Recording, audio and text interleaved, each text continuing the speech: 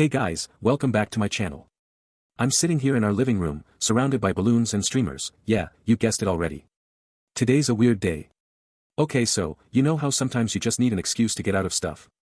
Like, not feeling well enough to do chores or go on social plans. Yeah, that was me for months. I'm Freya, by the way, and I live with my family. Nate and Uma are my parents, and they're both super nice, mostly. So basically, when I started claiming I had a bad cold every time we were all supposed to hang out or go on trips together, they just went along with it at first. Nate was actually pretty cool about it. He's always been the easygoing one in our family. Uma, on the other hand, was more stressed out about it. She's a total worrywart and she couldn't stop thinking that I was going to get worse or something. But Nate just kind of rolled with it. I think he thought I needed the break. So basically, for months now, they've been all, "Oh poor Freya, you're so sick," whenever we hang out. But things got a bit weird when Uma started planning this whole recovery party for me. She told me she had an idea and wouldn't tell me until it was time to surprise me. Okay, that part was pretty funny. I mean, who throws a party for someone they think is just going to get over being sick? But at the same time, it was kind of nice. So yeah, today was the day of the party. Nate and Uma were both super excited and kept telling me how much they wanted to see me all better. I mean, I appreciated that sort of thing, but also, I knew they were just trying to make me feel bad for messing with them all these months. As I sat here in our living room, surrounded by the chaos of balloons and streamers, I couldn't help but think about how this was all coming together. Nate and Uma are both super nice, but at the same time, they're also kind of clueless when it comes to my moods. I mean, who really knows what's going on in a teenager's mind? And then there's Uma. She's always been a bit overprotective. I'm not even joking, sometimes she worries so much that it's like she thinks I'm some kind of fragile vase or something. Okay, maybe that sounds harsh, but basically, I just don't get why she can't relax and trust me to figure things out on my own. And Nate's always been a bit more chill about everything. But anyway, I think it's time for me to head into the kitchen and see what all this fuss is about. Wish you guys were here, I guess. As I step into the kitchen, the smell of food hits me like a punch in the face, a mix of baked goods, savory dishes, and something sweet that I'm pretty sure isn't just a bunch of sugar. My stomach growls in response, and for a moment, I feel a twinge of guilt. Was this all really necessary? Hadn't I made it clear enough that I didn't want to be the center of attention? But as I scan the room, I see the effort that's gone into making this party happen. The table is groaning under the weight of food, and my family has even set up a little photo booth with props, which, I have to admit, does look kind of fun. Nate and Uma are both trying to corral our younger siblings, laughing and joking as they go about it. I clear my throat to get their attention, and they both turn towards me with huge smiles on their faces. "Hey, Freya. We're so glad you could join us," Uma says, beaming. Nate chimes in, adding, "We heard you were feeling a little under the weather." Feeling? That's an understatement. I'm still technically sick, and I know my family is only trying to make me feel better, but it's hard not to resent them for throwing this party on top of everything else. We're supposed to be having a recovery day, not celebrating with cake and balloons. But as I try to put on a smile and pretend like I'm just happy to see them, my mind starts racing ahead to all the things that could go wrong. What if I actually start feeling better? Will they still expect me to be getting well and doing all the right things? And what about when they realize it was all just a ruse? How will they react then? Uma notices my expression faltering, and her smile falters for a moment before she recovers. "We know you're not really sick, Freya," she says quietly, "but we wanted to do something special for you anyway." Nate nods in agreement, adding, "Yeah, we figured it would be better to celebrate now while you can still take a break." I feel a twinge of guilt at their words. They genuinely believe I'm not feeling well, don't they?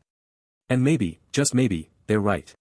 But before I can respond or try to explain the whole situation to them, my phone starts buzzing with messages from school. My heart sinks as I glance down at the screen.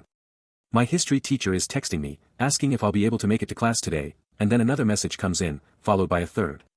It's starting to get real now, and not in a good way.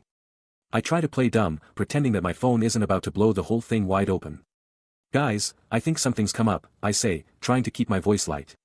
"My teacher is asking if I can make it to class today, and, well, let me just check this real quick." I force a nonchalant smile as I scroll through my messages.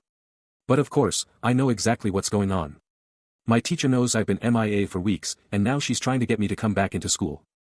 The fact that my parents are throwing me a recovery party while I'm already getting pulled back in is just, a lot. I glance around the room, where my family is still smiling and laughing like everything is perfect. They have no idea what's about to hit them. I take a deep breath and try to think of a way out of this situation. "Okay, well, I'm not really feeling up to it today," I say, trying to sound convincing. But before I can come up with a more solid excuse, my phone buzzes again. It's Uma, texting me in a flurry of questions. "Freya, are you okay? We've been getting worried sick about you. Why didn't you tell us what was going on?" Her message is laced with concern and a hint of accusation. She knows something's up, but I'm not sure if she suspects that I faked being sick. I feel my heart racing as I try to think of a way to spin this situation. Do I confess everything now? Will it make things worse? But before I can decide what to do, Nate jumps in with his own message. Dude, you need to tell us the truth.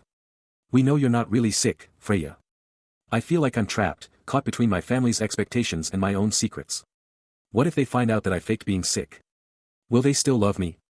The thought sends a shiver down my spine as I realize that things are about to get a lot more complicated. I take a deep breath and decide to confess everything, hoping that it won't be too much for them to handle.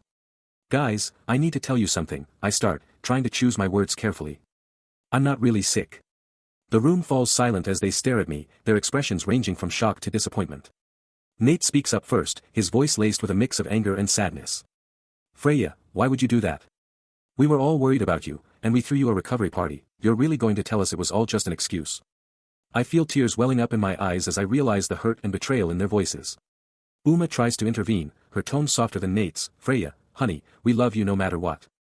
But can you explain why you felt the need to fake being sick in the first place? I take a moment to collect myself before answering, knowing that this is my chance to own up to my mistake and make amends. Honestly, I was feeling really overwhelmed and anxious about everything going on in my life. School, social media, relationships, it all felt too much. I just needed an escape, even if it meant lying to the people I love. Nate shakes his head, still looking disappointed but also understanding. We get that, Freya. But lying to us, of our family? That's not okay. We should have been your support system, not your scapegoat. The tension in the room is palpable as we all process this newfound understanding. I realize that my actions may have caused more harm than good, and I'm grateful for their forgiveness, at least, for now. Uma changes the subject, a bright smile on her face. But enough about that. We threw you a recovery party anyway because we care about you so much. Let's celebrate your, recovery from stress and anxiety. The room erupts in laughter as they pull out a cake with balloons and a banner reading, "Welcome back, Freya." I can't help but chuckle along with them, feeling a mix of relief and gratitude. As we spend the rest of the day together, I realize that my family has taught me a valuable lesson. Honesty might be hard sometimes, but it's always worth it in the end. And honestly, I still think about how far I went to avoid dealing with my problems. Would you have taken drastic measures too?